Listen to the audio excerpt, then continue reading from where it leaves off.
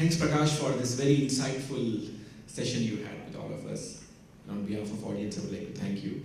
When I and Tarun conceived this idea, one thing which was in our mind was the interdisciplinary learning, what usually everyone can take away from the various aspects of life. And you have shown us what all we can do.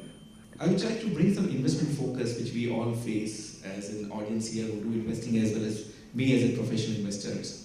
Is when you spoke about the financial planning and you spoke about the challenges, when we try to set up the mountain goal as a mountain, there is a lot of challenges which comes of investing with a long-term horizon and also sacrificing a lot of short-term consumption-driven challenges. So how do one train its brain to sacrifice the short-term consumption and to look at something which is very, very long-term? And that's what the financial planning is all about. So if you could elaborate from your narrative experiences that how one would lose the temptation of the short-term consumption and would look at a challenge which is a very long-term in nature and very far off in future. Sure.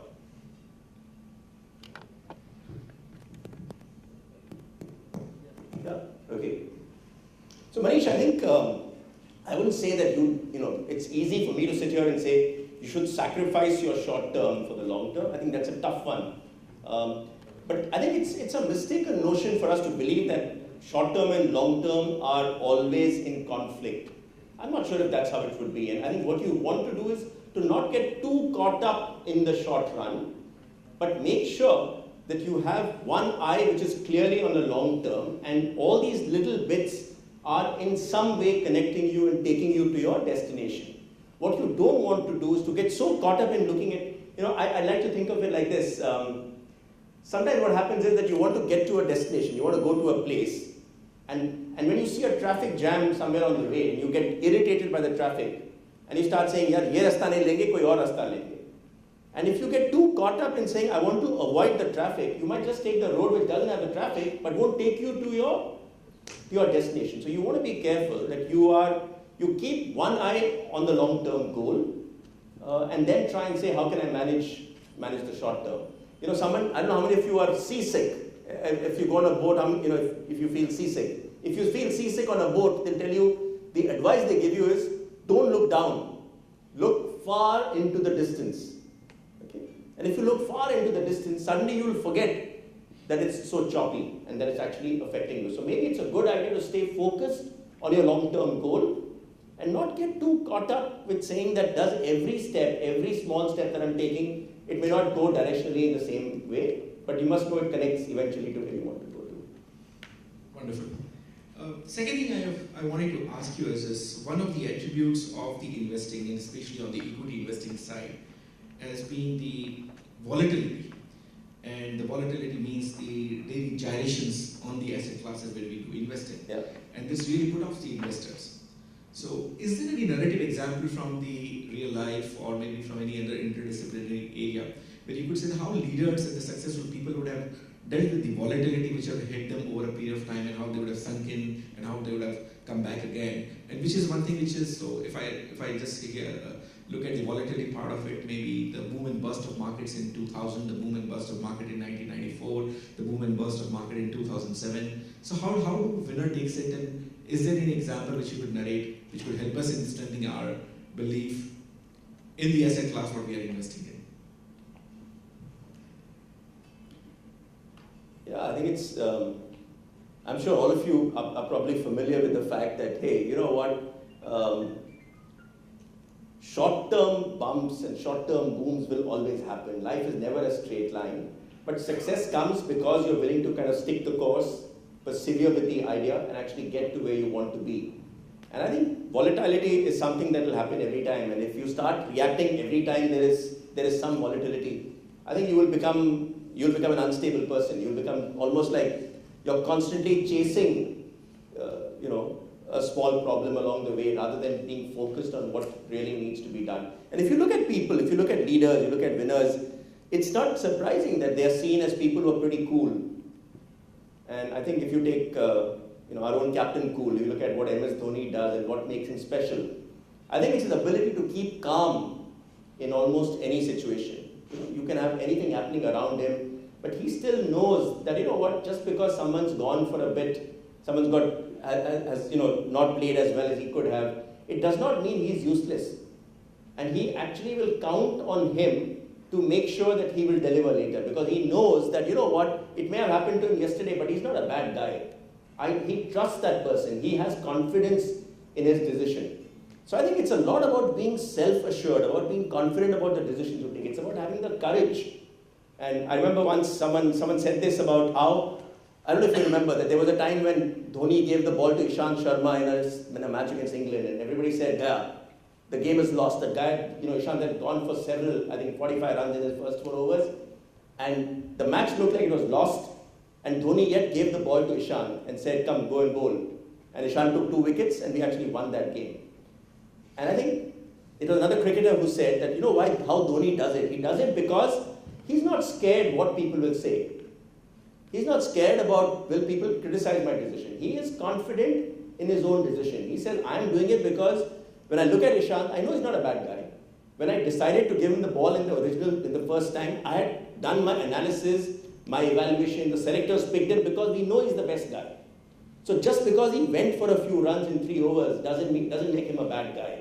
You need to back him. You need to ensure that you stick with him. You need to give him the confidence to know that, look, you'll come good. And I think that's something that you might want to look at even in terms of your investment decision. So you could take a bad decision on an investment and suddenly find it does well for all the wrong reasons. But don't pat yourself on your back and say, wow, I picked this winner.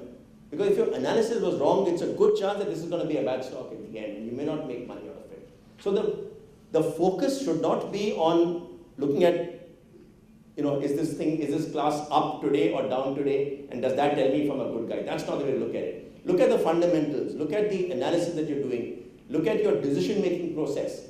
If you get those right, I'm guessing that then, in the long run, more likely than not, you will get it right. This brings to me to a very interesting aspect is on the trust. And let me give you some facts that what George also threw in his presentation, that most of the Indian household doesn't invest in equity.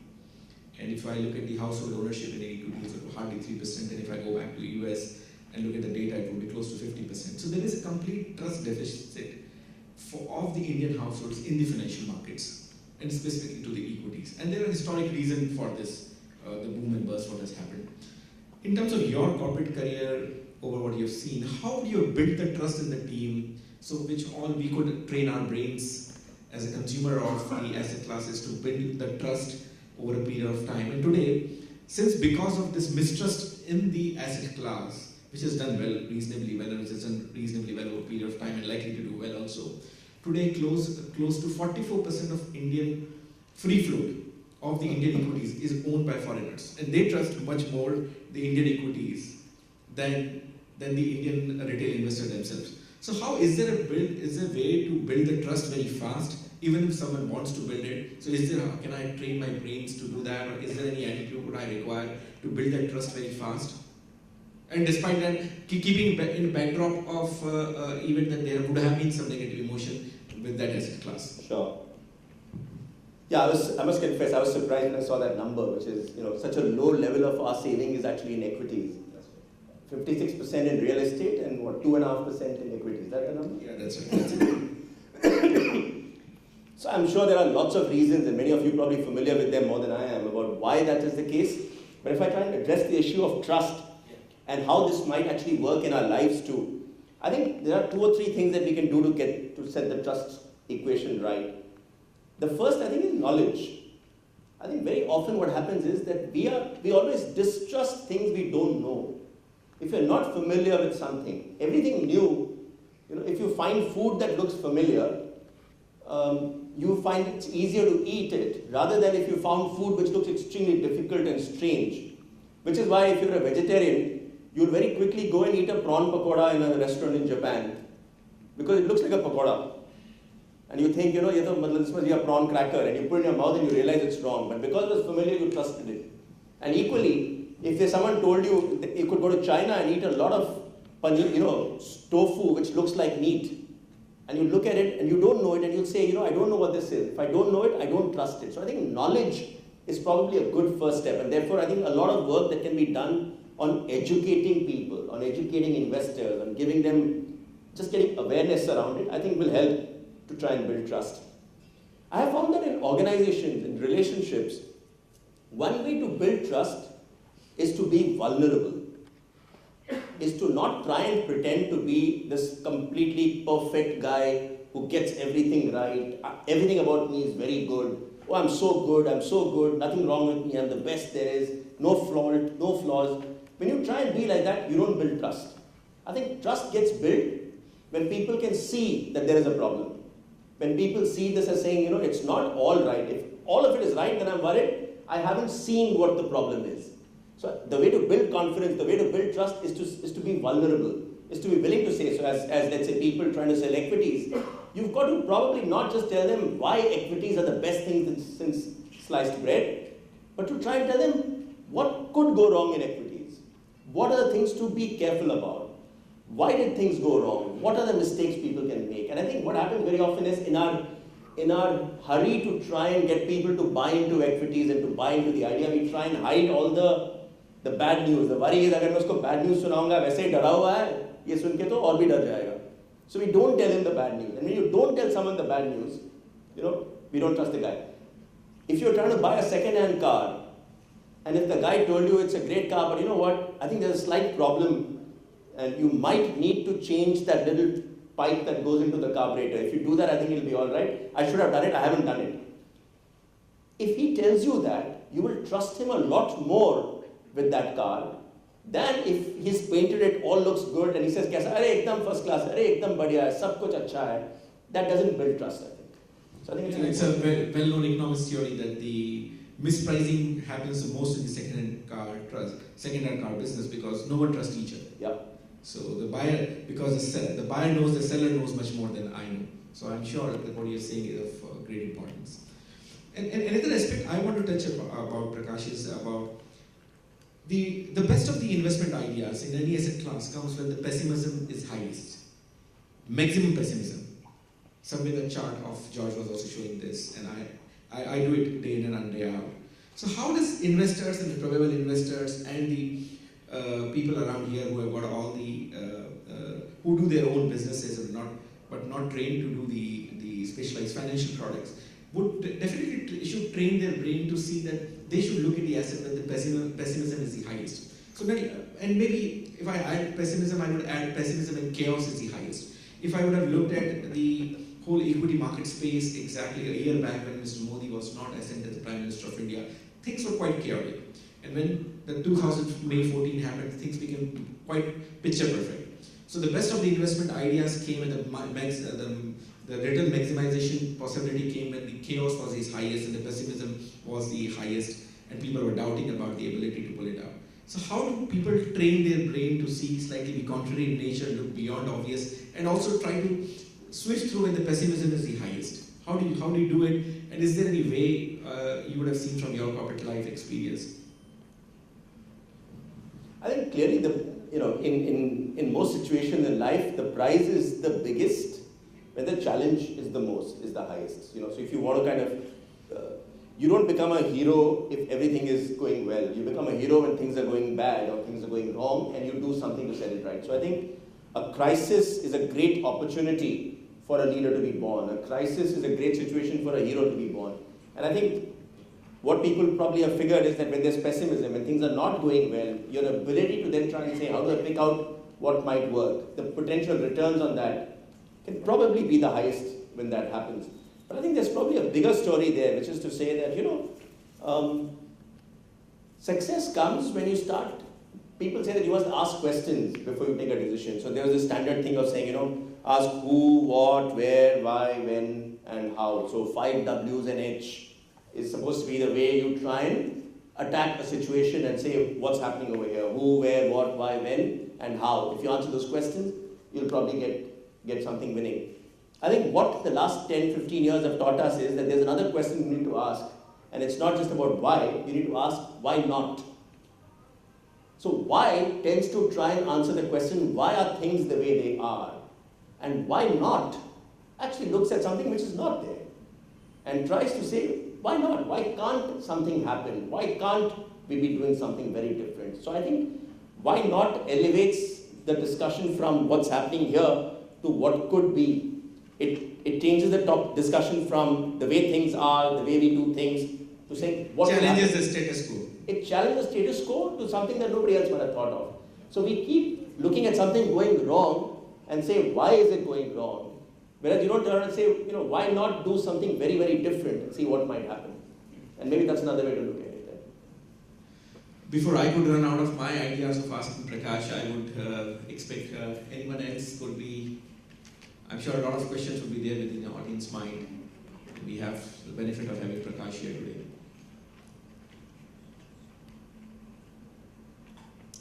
No questions.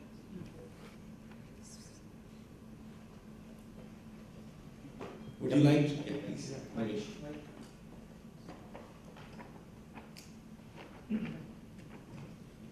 Yeah, Nimesha again. Just one thought. You mentioned that you should look at the mountain. But oftentimes, if I go back, you have to break it up into various base camps to achieve that. Today's example of the match is that I'm sure when Dhoni and Ajinkya were batting, they were looking at 3 overs at a time, or maybe 4 overs, and not saying, oh, it's a big mountain and we not be able to scale it. So do you want to throw some lights on how do you balance the aspirations is greater than resources, at the same time not flying so high that you're not able to achieve anything? Yeah, I think you got the right answer. You answered your question, which is, you've got to make sure you don't fly so high that you forget all about your resources. But I think the key is to make sure that you have a mountain. And once you have a mountain, automatically you'll find that you start working towards different base camps to try and get to that mountain. I'd go further and say, once you get to the top of the mountain, what happens next? So now you need to find another mountain, perhaps. So you need to find something else that will get you excited. So you need to do that. But I think it's important to have a primary goal that turns you on, something that gets you excited, something that makes you get up in the morning and say, that's what I need to do. But it's not to suggest that, therefore, that that's the only one, because then you might find that in your entire life you're still searching for that goal and not getting there. So you need to break that goal down into milestones, into small steps that you can find success with. I think it's important for all of us to feel a sense of achievement.